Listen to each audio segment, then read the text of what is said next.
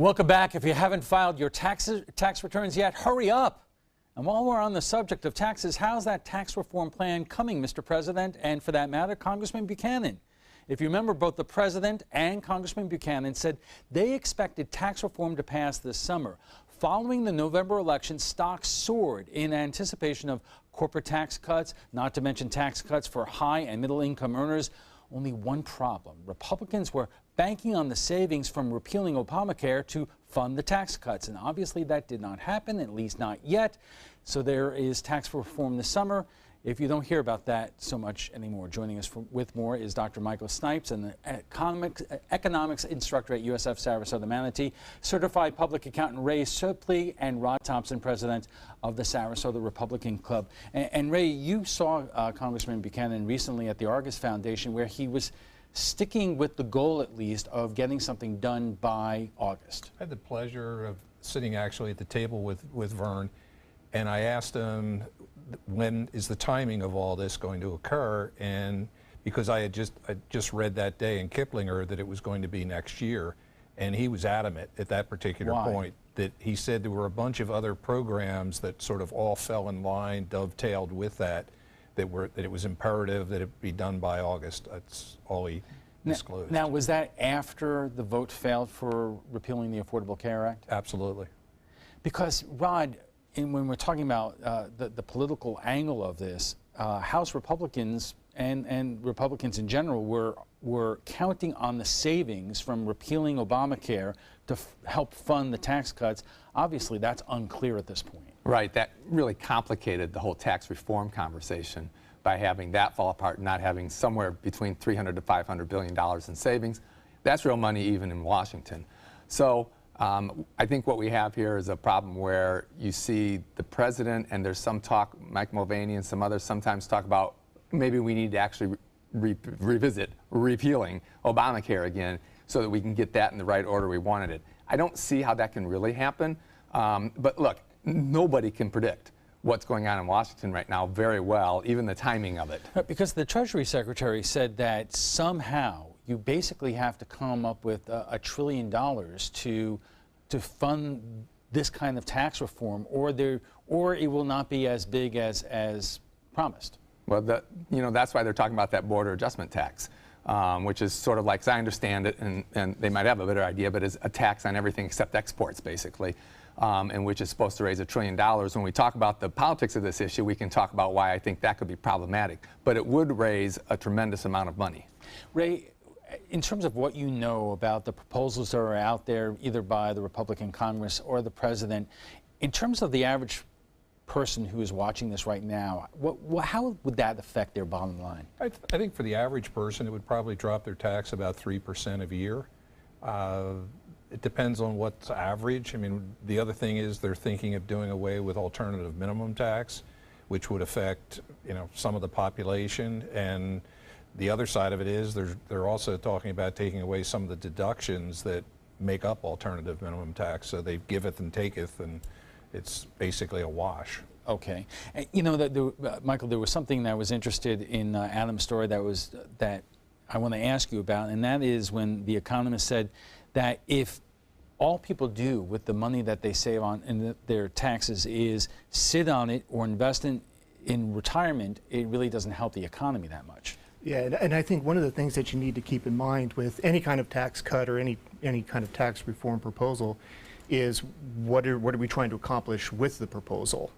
And a lot of the times, a lot of the tax cuts that get proposed get framed with trying to help middle-class individuals recover, trying to help lower-income individuals.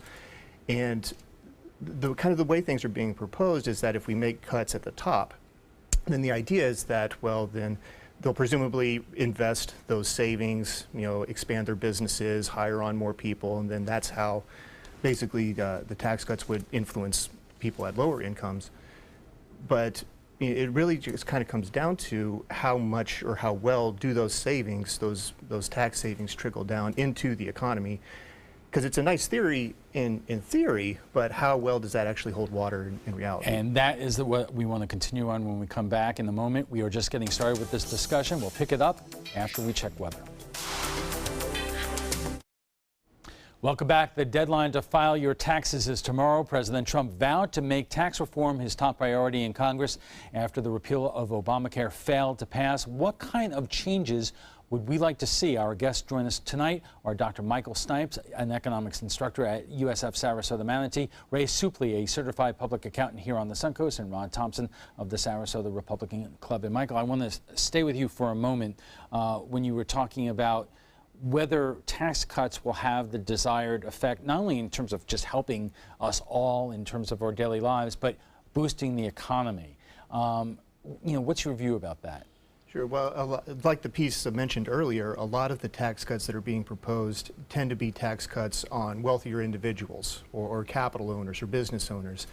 And so if the basic idea is that if we give these individuals tax cuts, they'll reinvest them back into the economy. We'll go out and we'll hire more workers, and those workers now have income that they can use to buy things, and that stimulates the economy. So the question really then becomes, if we are giving higher income individuals tax breaks or capital owners tax breaks, how much of that tax break are they actually reinvesting versus maybe how much are they counting as profit? Well, what's the answer to that? Well, most of the empirical evidence tends to point that a lot of the tax breaks, or at least the gains from the tax breaks, really it's almost kind of mixed. There's some evidence that it does expand the economy in some areas, but by and large, when we're trying to, at least kind of the stated goal of helping middle class or lower income individuals, kind of if that's the stated goal, then there's really not a whole lot of evidence that supports that. Here, I know, Rod, you want to jump in on something, but here's the question. I think we still suffer the after effects of the Great Recession. And whether you're middle income or high income, the question is, are you willing to spend like you used to?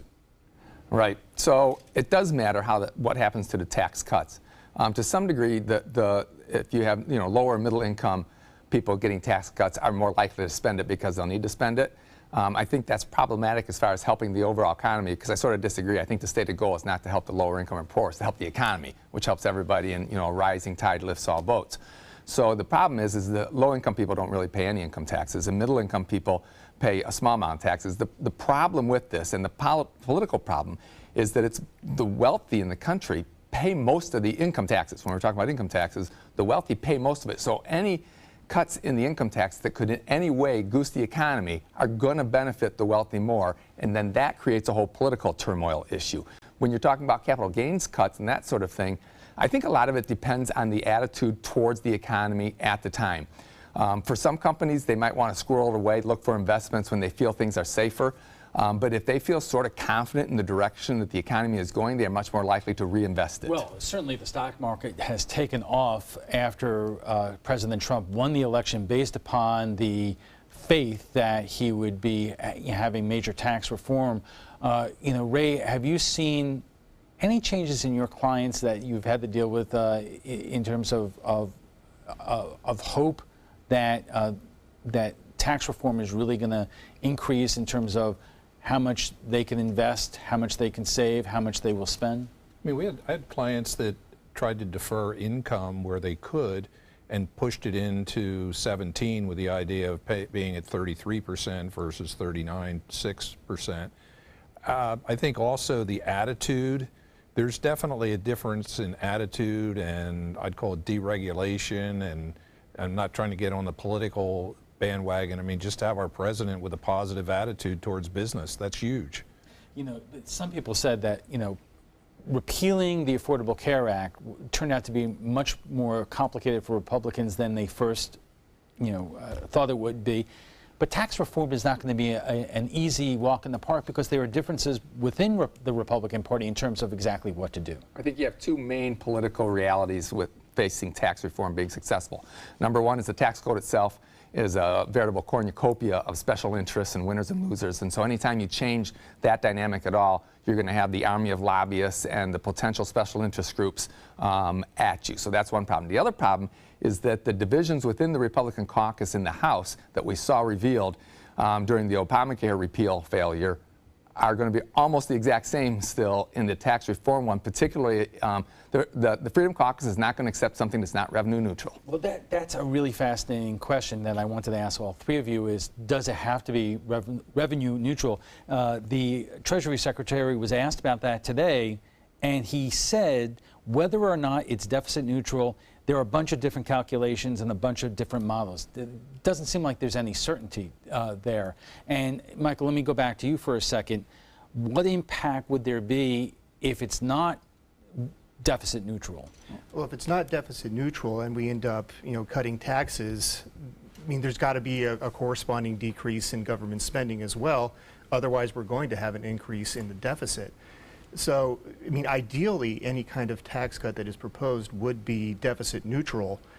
Ideally, that would be the case, but how politically viable that actually is moving forward is difficult to say, because, as the point he brought up, you're going to have a lot of special interests there lobbying for their piece of the pie. There are going to be a lot of moving parts, and so exactly where any gains from tax cuts actually end up going, it's uncertain. It's difficult to tell. And the reality is we're talking about a bunch of different taxes here. Ray, and I know you've been trying to break down in terms of what the president's proposal is and what the proposal is in Congress. And what are you seeing in terms of how tax rates will change given the current proposals out there? Well, the current proposals, it would drop the individual rates from 39.6 to 33.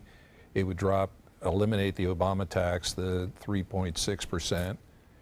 Capital gains would drop from 23.6 to 20, which to me isn't enough.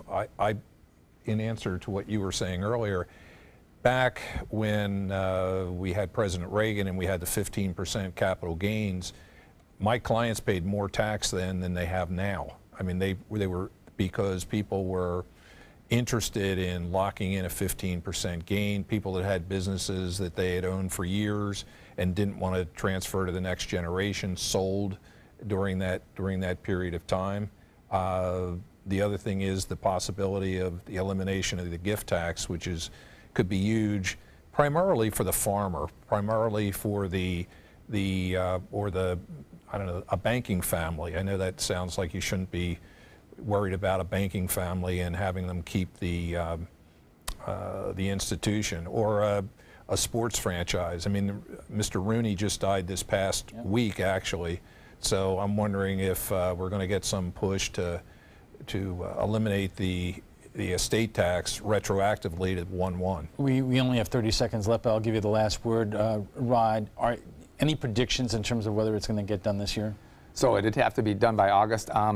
I would give it better than 50% chance. I mean, I'm just a talking head from a distance here, but with the finger on the pulse there, I think better than 50% chance because Trump likes to win, and he doesn't have a big win through Congress yet. All right.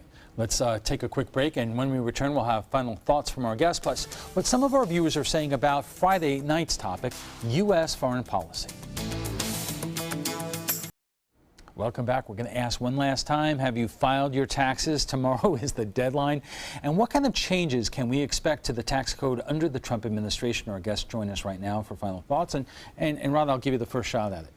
I would love to see tax reform done in a way that is good for the economy, because something that's good for the economy is going to be good for most Americans, and it's going to be good for the federal revenue coffers. So I would like to see tax reform done the right way. I feel like, however, that it really needs to be attached to some form of responsible entitlement reform. And I'm not saying the big one because that's too much to tackle all at once. But if you don't do that, you could end up impacting the deficit that we've been talking about. And if we don't have deficit reduction of some sort going forward, we're getting into a problem that we're all going to be concerned about for our children and grandchildren. Ray, are you and your clients doing taxes this year and moving things around under the assumption that one way or the other this will happen? Yes, emphatically. I think most of my clients that do a lot of planning are thinking that we will get reductions, that they will get reductions this year for that matter, and anticipate future reductions also. And Michael, from your perspective, everything that you hear the President and Congress talking about, is it possible to assume what kind of impact it's going to have on our current economy? It's a little tough. You can look at proposals like this that have been proposed in the past and how successful they've been. But again, if the stated goal is to essentially cut taxes to stimulate the economy, kind of a rising waters lift all boats type of argument, then any gains that come about through tax cuts, we need to keep track of where those gains actually go. Do they actually go back into the economy to stimulate the economy, or do they simply stay where the cuts were initially made? Right? Do they stay with upper income individuals, or do the gains actually, in reality, lift all boats? Well, what's the research show in terms of past tax cuts? Generally speaking, there's the research, at least in an academic sense, and from an academic point of view, a lot of the research tends to point that, you can call these under the trickle-down economics school of thought, that a lot of the research says that doesn't really hold water.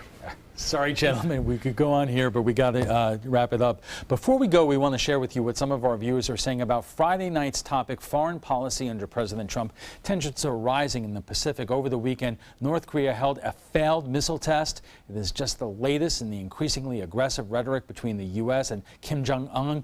This comes on the heels of our military using the mother of all bombs in Afghanistan and the launching of 59 missiles on the Syrian airbase. We asked you what you thought about foreign policy under President Trump.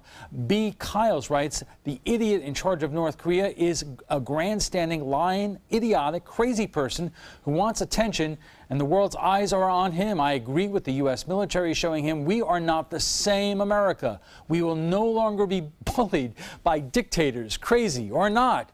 John Forehand writes, North Korea should have never been allowed to get this far, and it is refreshing to have a president that takes such a hard line on them. And Renee Patel writes, just another deflection by the orange monster. When things heats up during the Trump-Russia scandal, you'll see another distraction. Rod is laughing. Yes, I know. All right. Let us know what you think about reforming the tax code system. Join the conversation on our Facebook page at facebook.com/news@7. And FYI, you can watch past Roundtable discussions on demand. They're available on Apple TV, Amazon Fire, and Roku. Thanks to our guests for being here tonight. Dr. Michael Snipes is an instructor of economics at USF Sarasota Manatee. Ray Suplee is a CPA and chairman of the board at Suplee, Shea, Kramer, and Rockland, PA. And Rod Thompson is the president of the Sarasota Republican Club.